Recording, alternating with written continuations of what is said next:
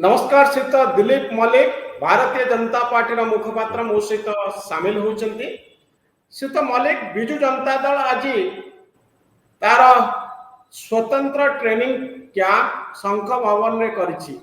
विधानसभा जो training camp होता से मुख्यमंत्री गारिमा को प्रभावित कला भली कार्यक्रम मान हाथ को निया जाइथिला। ए होछि विजु जनता दल आलिगेशन। बीजेडी आलिगेशन होछि जे केंद्र मंत्री श्रीयुक्त धर्मेंद्र प्रधान जेपी नड्डा एमानंको निमंत्रण करा जाइथिला। एमाने आशीर्वाद द्वारा मुख्यमंत्री गुरुत्व विधानसभा ट्रेनिंग प्रोग्राम रे आउ किछि नथिला।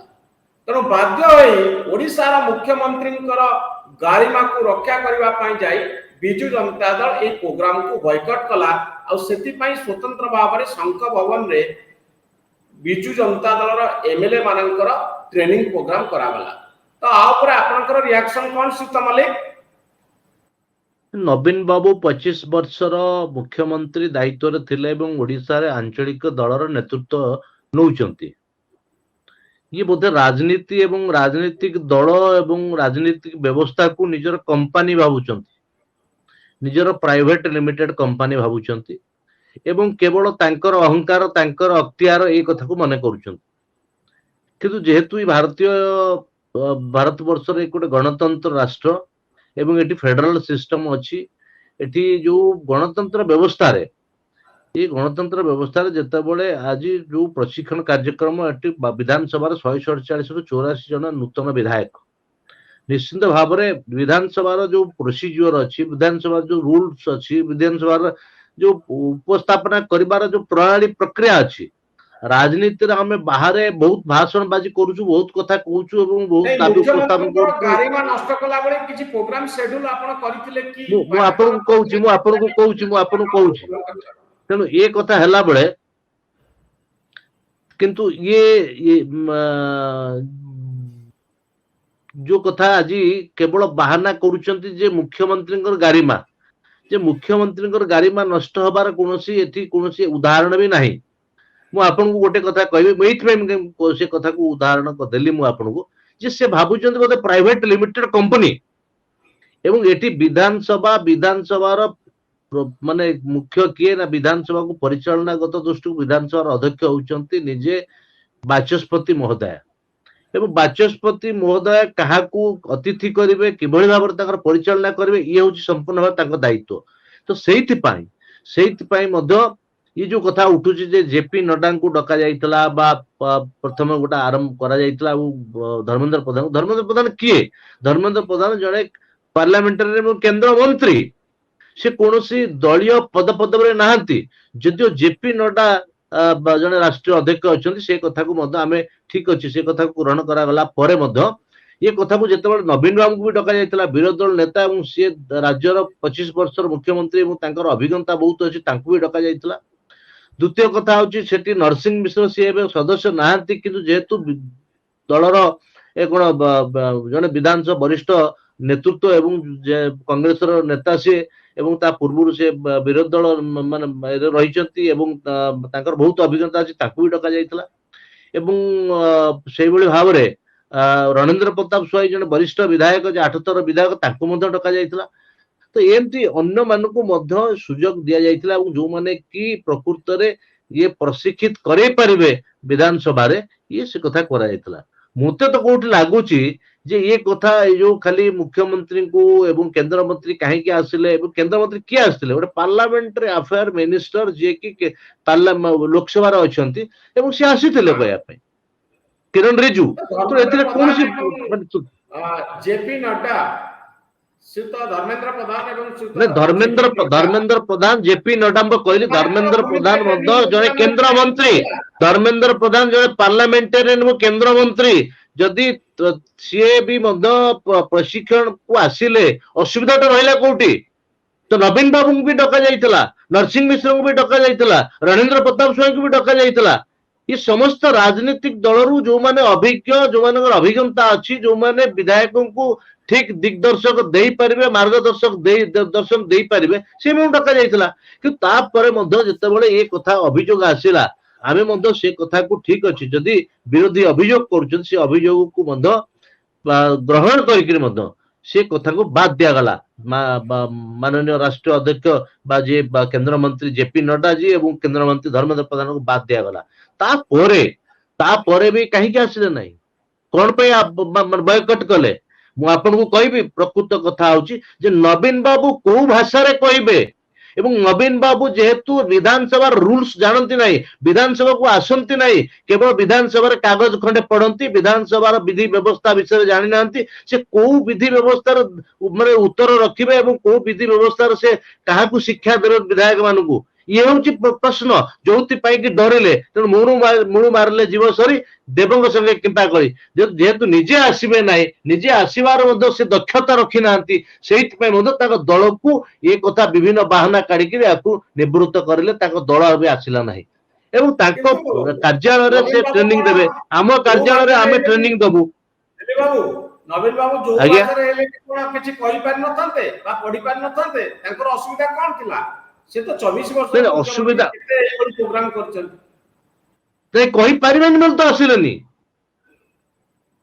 କହିପାରିବେ ନାହିଁ ଏବଂ ବିଧାୟକ ମାନେ ପ୍ରଶ୍ନ କରିବେ, ଉତ୍ତର ଦେଇପାରିବେ ନାହିଁ। ବିଧି ବ୍ୟବସ୍ଥା ବିଷୟରେ ଜାଣିନାହାନ୍ତି ନବୀନ ବାବୁ। ଜାଣିଥିଲେ ସେ ଆସିନଥାନ୍ତେ, ଜାଣିଥିଲେ କମ ସେ କମ ଯିଏ ନେତୃତ୍ୱ ନେତା, ସେ ନିଶ୍ଚିତ ଭାବରେ ତାର ପୂର୍ବ ମାନେ ଯୋଉମାନେ ଆଜି ଭବିଷ୍ୟତ, ସେମାନଙ୍କୁ ଠିକ ବାଟ ଦେଖେଇବା ପାଇଁ ଆଗେଇ ଆସନ୍ତି ଏବଂ ଦେଖାନ୍ତି। କାରଣ ଆମର ଯୋଉମାନେ ଆମ ପରବର୍ତ୍ତୀ ସମୟରେ ପିଢି ଯୋଉମାନେ ଆସୁଛନ୍ତି, ସେମାନେ ଶିଖନ୍ତୁ, ଜାଣନ୍ତୁ ଏବଂ ଆଗାମୀ ଦିନରେ ମଧ୍ୟ ସେ କିଭଳି ଭାବରେ ବିଧାନସଭାରେ, କିନ୍ତୁ ସେ କଥା ତ କରିନାହାନ୍ତି ନା। ସରକାର ଥାଇ ମଧ୍ୟ ବିଧାନସଭାକୁ ଚଲେଇ ଦେଇନାହାନ୍ତି, ସରକାର ଥାଇକି ମଧ୍ୟ ପୂର୍ଣ୍ଣାଙ୍ଗ ବିଧାନସଭା ଚାଲିପାରୁନି।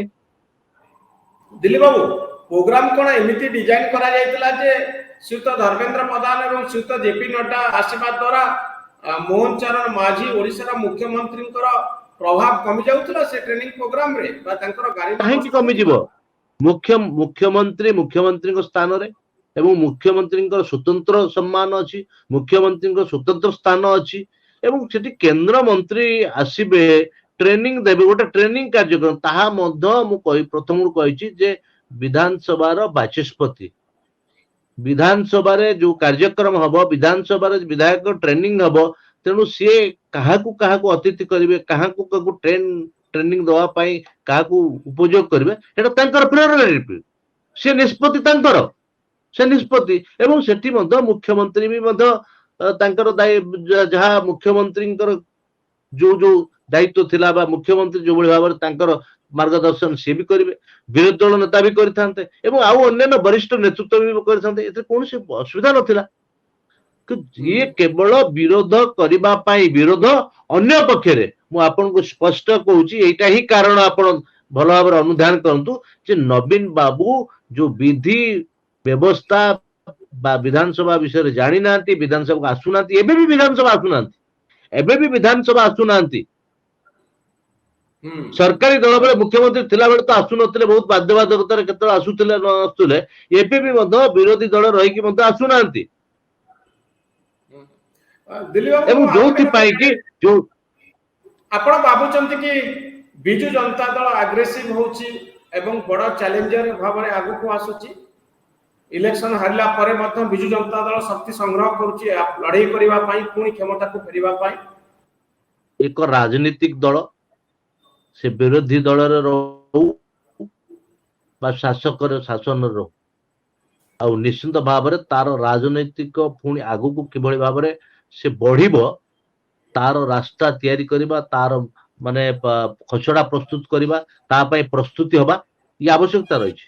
ସେ ବିଜୁ ଜନତା ଦଳ ହଉ ବା ଆଉ ଯେକୌଣସି ଦଳ ହଉ, ତେଣୁ ସିଏ ତାଙ୍କର ଯଦି ଆଗକୁ ବଢିବା ପାଇଁ, ପୁଣି ନିଜ ଅଣ୍ଟା ସଳଖିବା ପାଇଁ ଏବଂ ପୁଣି ଲୋକଙ୍କର ଆସ୍ଥା ଭାଜନ ପାଇଁ ଯଦି ସିଏ ତାଙ୍କର ଚେଷ୍ଟା ବି କରୁଥିବେ, ଏଥିରେ କିଛି ଅସୁବିଧା ନାହିଁ। ରାଜନୀତିକ ଦଳର ଏ କାମ ଏବଂ ସେ କରିବେ, ସେଥିରେ ଆମେ କାହାକୁ ଅଟକେଇ ତ ପାରିବୁନି ବଡ କି ଆମେ କିଛି ଚ୍ୟାଲେଞ୍ଜର ଅଟକେଇବାର ହେଇ ବିଜୁ ଆବଶ୍ୟକତା ବି ଜନତା ନାହିଁ। ଦଳ ଆସୁଛି କି ଆଗକୁ ଦିଲ୍ଲୀପ କିନ୍ତୁ ବାବୁ? ଚ୍ୟାଲେଞ୍ଜ ଦେଖାଯାଉନି, କାରଣ ଭାରତୀୟ ଜନତା ଯୋଉଭଳି ପାର୍ଟି ପାଇଁ ଭାବରେ ବଡ ସେମାନେ, ଚ୍ୟାଲେଞ୍ଜର ହଉଛି। ସେ କଥା ନାହିଁ।